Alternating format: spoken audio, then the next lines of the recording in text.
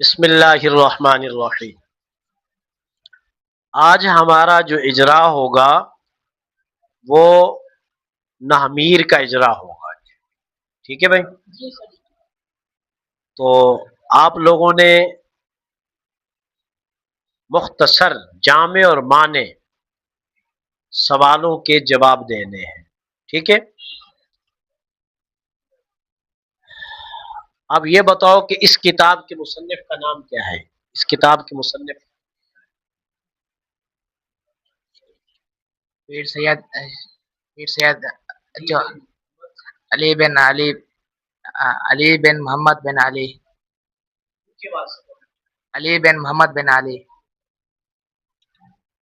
صحیح بتایا بھائی، یہ نام بتا رہے ہیں علی بن محمد بن علی۔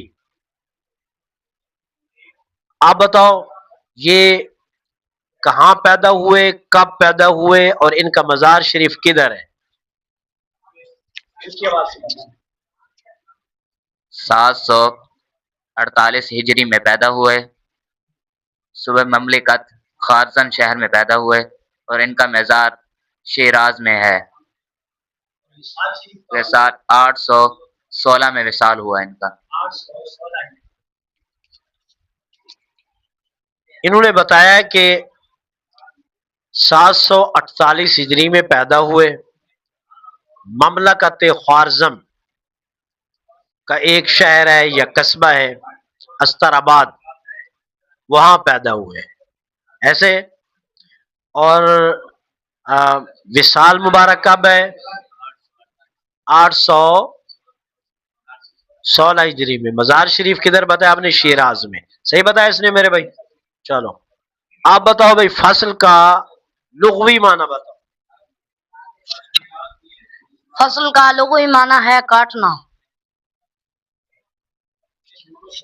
فصل کا اصطلاحی معنی؟ فصل کلام کے اس حصے کو کہتے ہیں جو دو ایسے کلاموں کے درمیان ہو کہ جو مفہوم کلی کے اعتبار سے مشترک ہوں اور مفہوم جزئی کے اعتبار سے آپس میں مختلف ہوں۔ کہا جی فصل کا اصطلاحی معنی کلام کے اس حصے کو کہتے ہیں جو دو ایسے کلاموں کے درمیان واقع ہو کہ وہ دونوں کلام مفہوم کلی کے اعتبار سے مشترک ہوں اور مفہوم جزئی کے اعتبار سے ایک دوسرے کے مخالف ہوں، مختلف ہوں۔ کیا صحیح بتایا انہوں نے؟ اچھا آپ بتاؤ بھائی عربی زبان میں استعمال ہونے والا لفظ کتنی قسم پر ہے؟ عربی زبان میں استعمال ہونے لفظ دو قسم پر ہے، مفرد اور مرکب۔ مفرد اور مرکب۔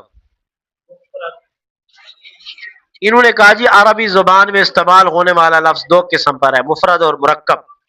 اس کی بات مان لیں، صحیح کہا انہوں نے۔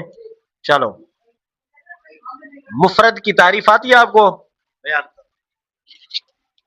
مفرد اسے کہتے ہیں جو ایک ہو، ایک معنی پر دلالت کرے اور اسے کلمہ کہتے ہیں، اور اس کو کلمہ کہتے ہیں۔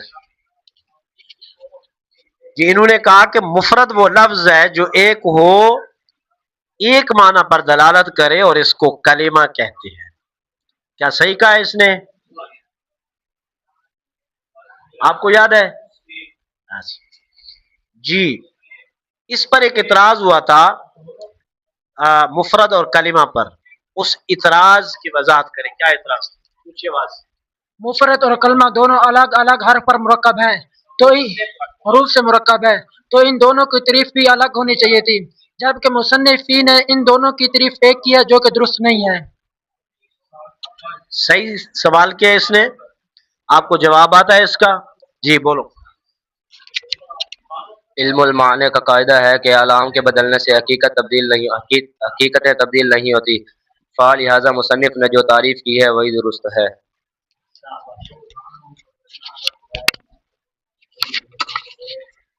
انہوں نے سوال کا جو جواب دیا وہ یہ کہا جی علم المعانی کا قاعدہ ہے کہ اعلام کے بدلنے سے حقیقتیں تبدیل نہیں ہوتی، لہذا مصنف نے جو ان دونوں کی ایک تعریف کی ہے وہ درست ہے، تو کیا اس کی بات کو مان لیں؟ صحیح کہا اس نے؟ مرکب کی تعریف آتی ہے آپ کو؟ مرکب وہ لفظ ہے جو دو یا دو سے زیادہ کلموں سے حاصل ہوا ہو. اس بچے نے تعریف کی ہے، کہتا ہے کہ مرکب وہ لفظ ہے جو دو کلموں یا زیادہ سے حاصل ہوا ہو. ایسے کہا نا آپ نے، دو کلموں یا زیادہ سے حاصل ہوا ہو. تو کیا ہم اس کی بات مان لیں؟ صحیح کہا ہے اس نے. مرکب کی کتنی قسمیں ہیں آتا ہے؟ ادھر بتاؤ کی آواز. مرکب کتنی قسم کا ہے؟ مرکب دو قسم کا ہے. کون کون سی؟ مرکب غیر مفید، مرکب مفید، مرکب غیر مفید. شاباش. اس بچے نے کہا ہے جی مرکب کی دو قسمیں ہیں، مرکب مفید اور مرکب غیر مفید. درست ہے جی حضرت. مرکب مفید کی تعریف آتی ہے آپ کو؟ اونچی آواز سے بول. مرکب مفید وہ ہے جو کلام کرنے والا خاموشی اختیار کرے اور کلام کرنے والا کلام کر کے خاموشی اختیار کرے اور سننے والے کو کوئی خبر یا طلب معلوم ہو.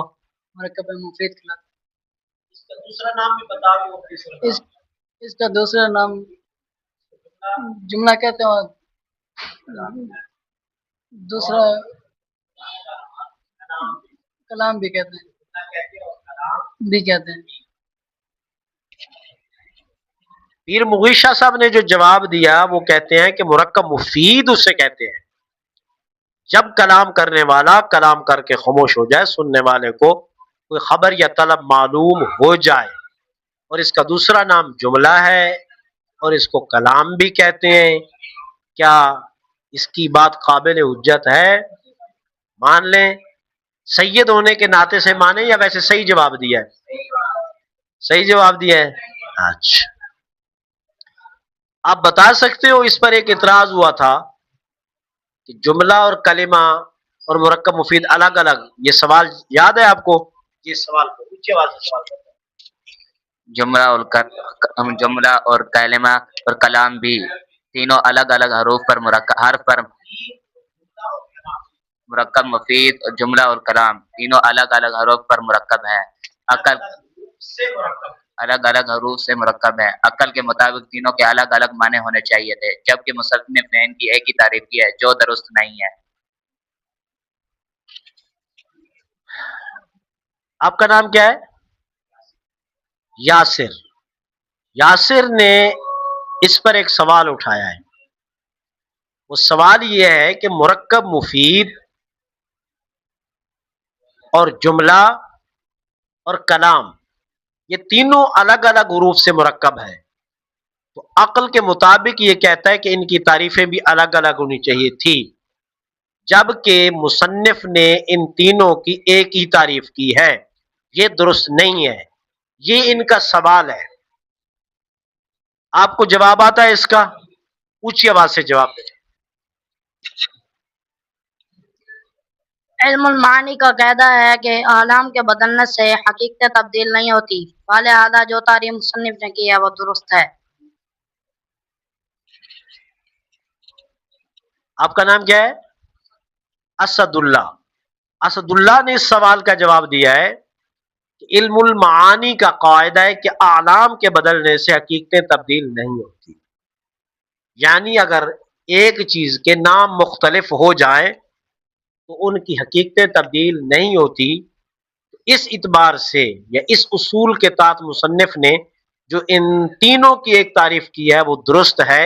تو کیا اس کے جواب کو مان لیا جائے؟ ماشاءاللہ ٹھیک سنا ہے. آپ بتا سکتے ہو جملہ کی کتنی قسمیں ہیں؟ جملہ دو قسم پر ہے، جملہ خبریہ اور جملہ انشائیہ. مرکب مفید کی دو قسمیں ہیں، جملہ خبریہ اور جملہ انشائیہ. دو قسمیں ہیں کلام کی بھی، جملہ خبریہ اور جملہ انشائیہ. کلام خبریہ، کلام انشائیہ.